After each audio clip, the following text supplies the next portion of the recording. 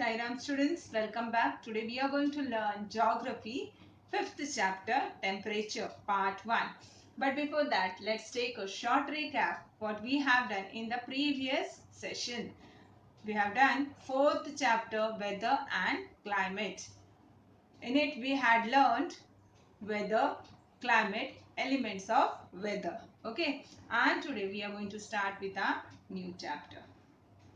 So, unequal distribution of the heat received from the sun. Okay, and now we are going to see this experiment. The perpendicular and slanting area occupied by the torchlight rays. Now students, take a torchlight and keep it stable at one place, and two large paper sheets large enough to accommodate its entire beam. Paste the papers on two flat boards as shown in the figure. Hold the board perpendicular to the beam. Draw the outline of the area lit up the beam. Name the paper A. Now use the other paper. Hold it in such a way that it makes an angle of 120 degree with the beam. Draw the outline of the area occupied by the beam as shown in the figure. Name the paper B. Now observe both the papers A and B. Now we will see the explanation for it. The first point, sun rays coming towards the earth travel in straight line. However, as the earth is spherical in shape, these are not perpendicular to all the parts of the earth's surface. In some parts they are perpendicular, whereas in other parts they are slanting. This means students, sun rays which come from the sun to the earth travel in a straight line, but as the earth is round in shape, these rays are not perpendicular to all parts of the earth's surface. So, in some parts they are perpendicular, whereas in other parts they are slanting. Okay, now the next. The perpendicular rays occupy less area. The part where the rays occupy lesser area receives bright sunshine and greater heat. Hence the surface there gets heated more and the air becomes hotter. This means the perpendicular rays occupy less area, and the past where the rays occupy lesser area receives bright sunlight and greater heat, and therefore the surface there gets heated more and then the air becomes hotter. Okay, now the next. The slant rays occupy a larger area. In this area, sunlight appears less bright and there is less heat.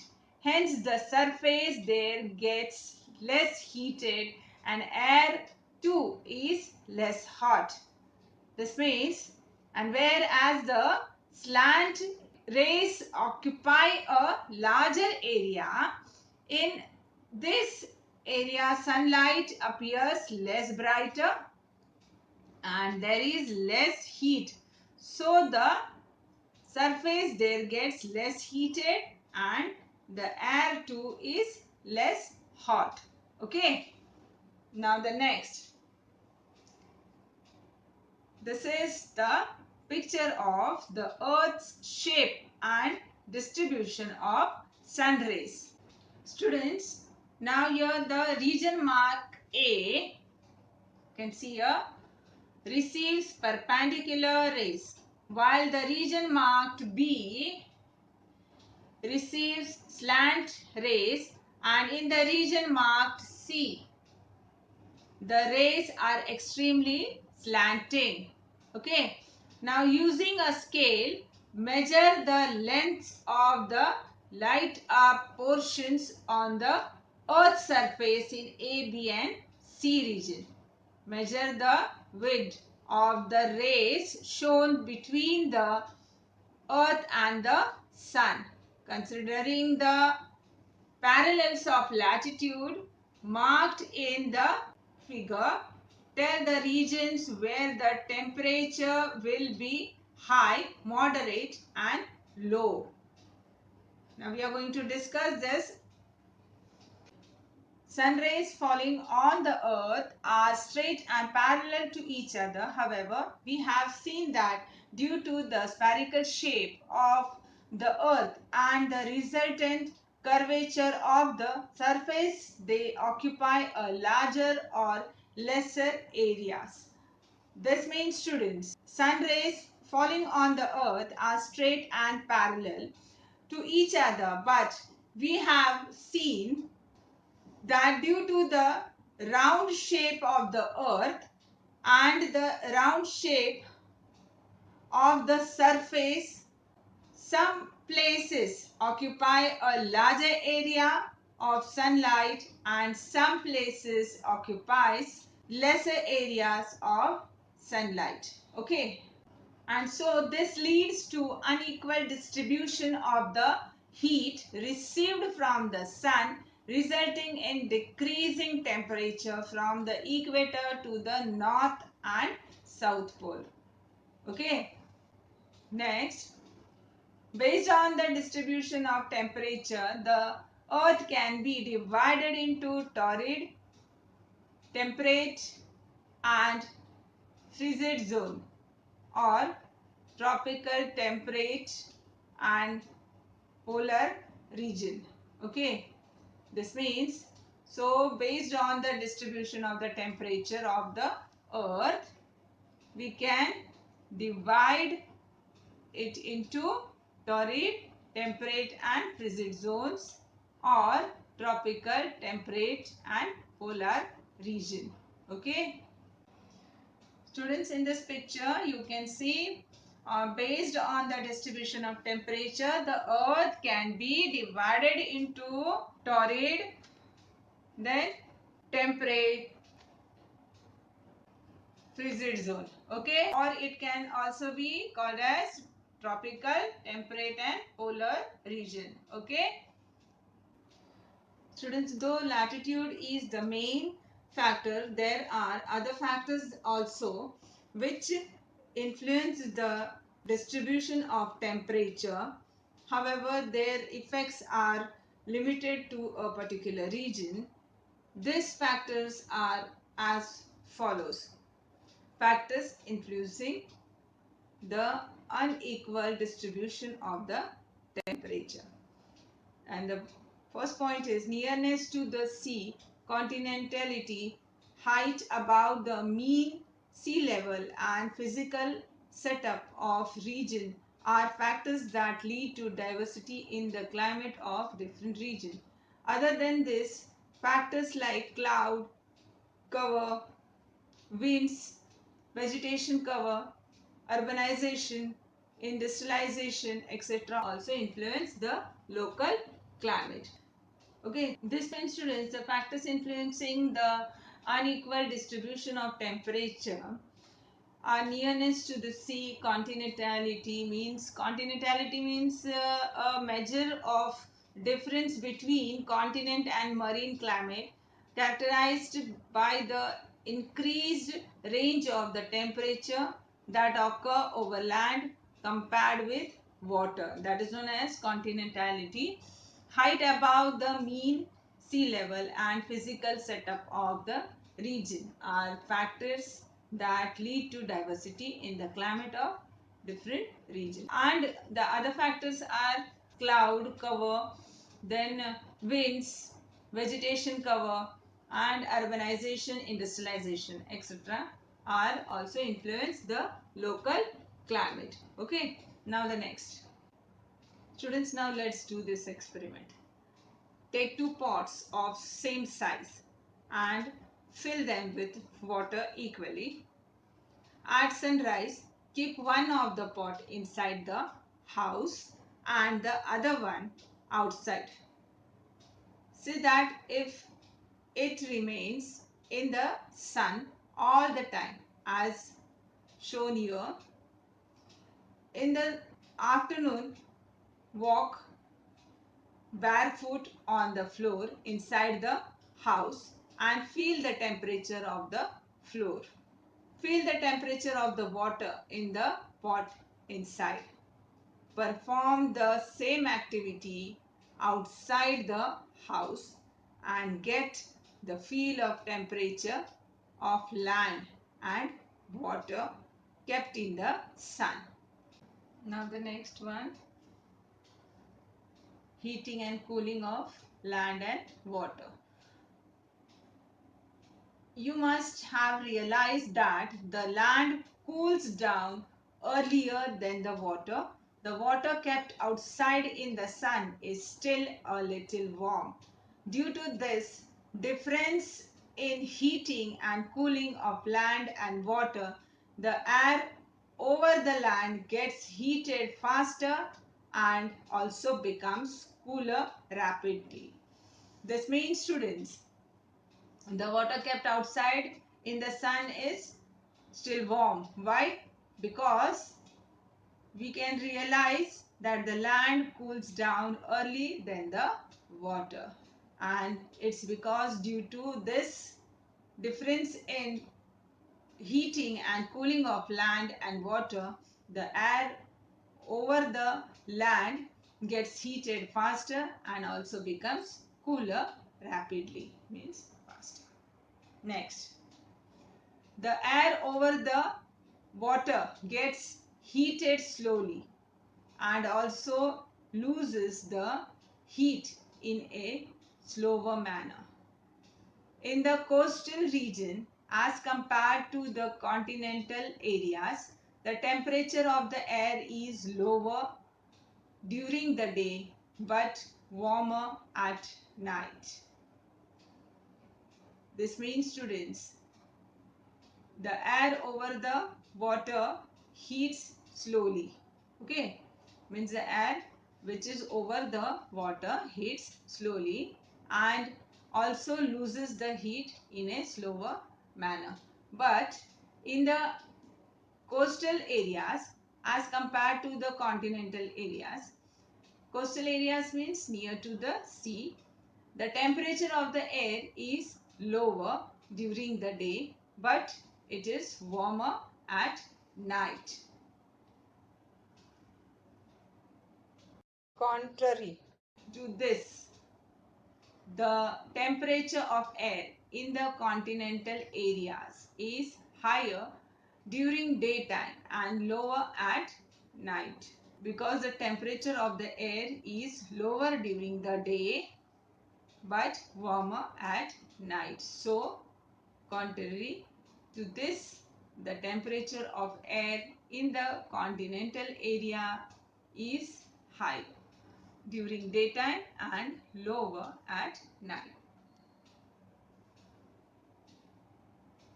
In the coastal areas, because of the heating of the sea water and the water vapor gets mixed in the air, as a result, the air in the coastal areas remains moist and warm.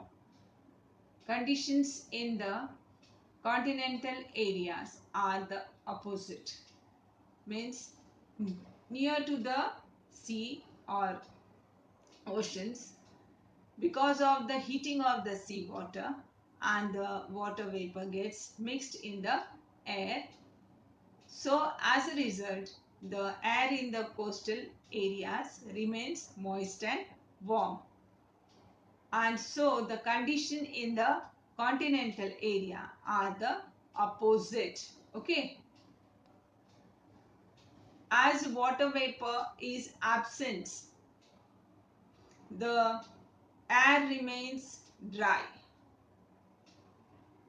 This leads to sharp differences in the day and night temperature. The difference in the maximum and minimum temperatures of a day is called diurnal range of temperature.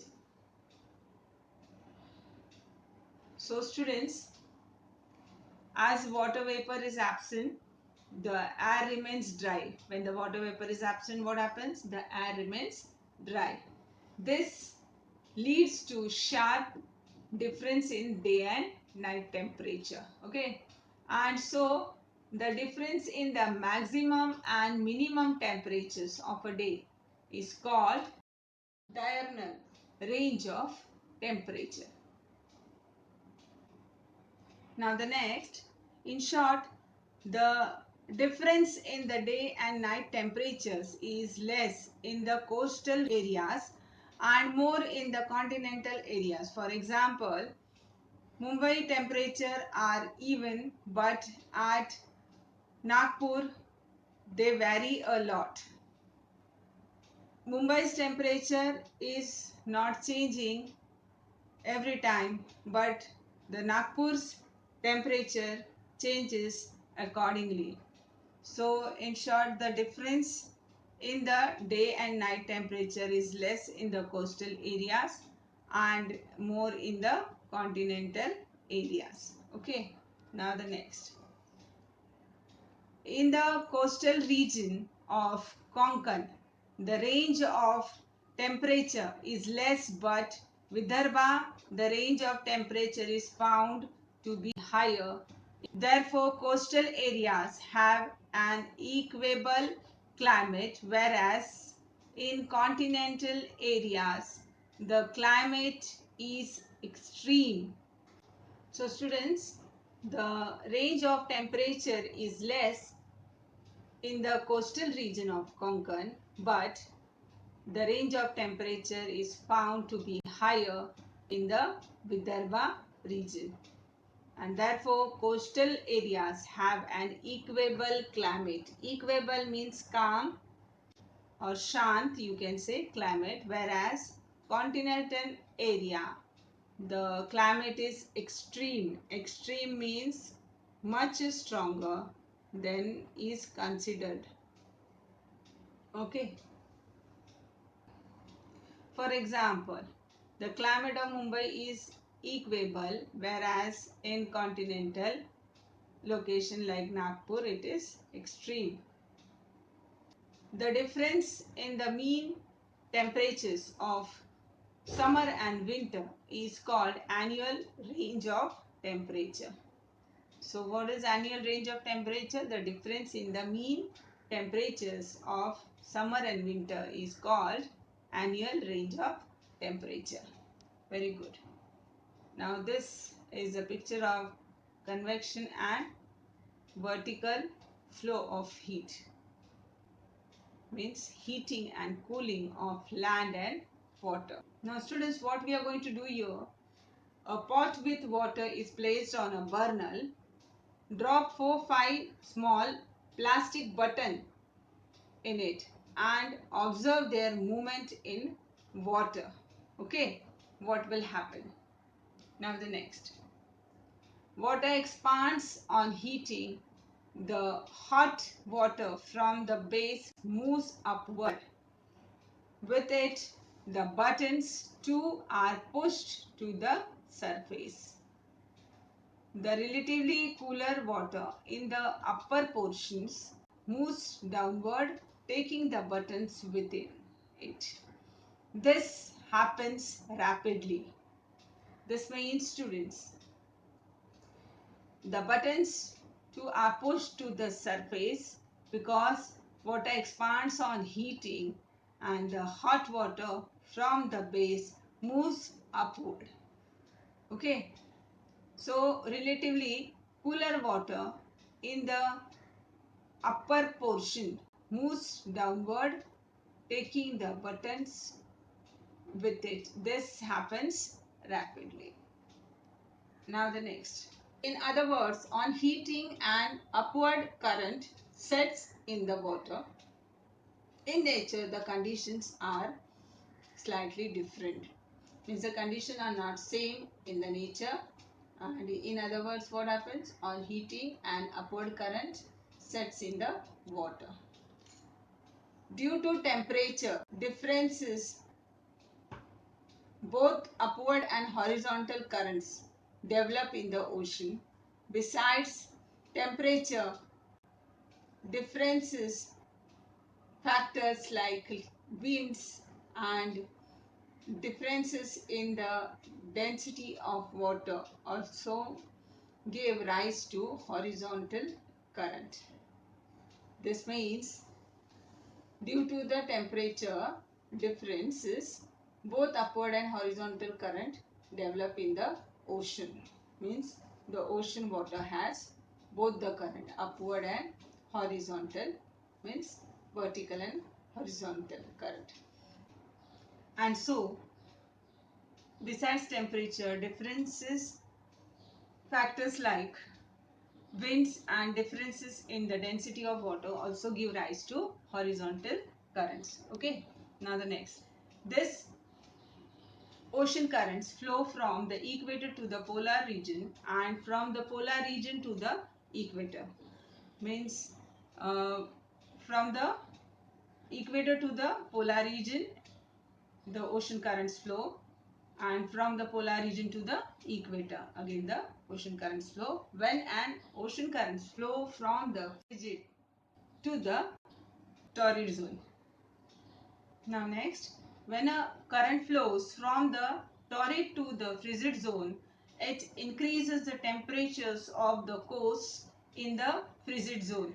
This means, students, it increases the temperature of the coast in the frigid zone when a current flows from the torrid to the frigid zone. Okay.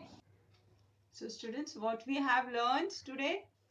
Yes, we have learned unequal distribution of the heat received from the sun, then factors influencing the unequal distribution of temperature, then heating and cooling of land and water. And now we will start with the activity. Choose the correct alternative. 4 options are given. You are going to choose the right option. The part where the rays occupy lesser area receives bright dash and greater heat. A. Sunshine. B. Rainfall. C. Snowfall. D. Hailstorm. And what will be the answer?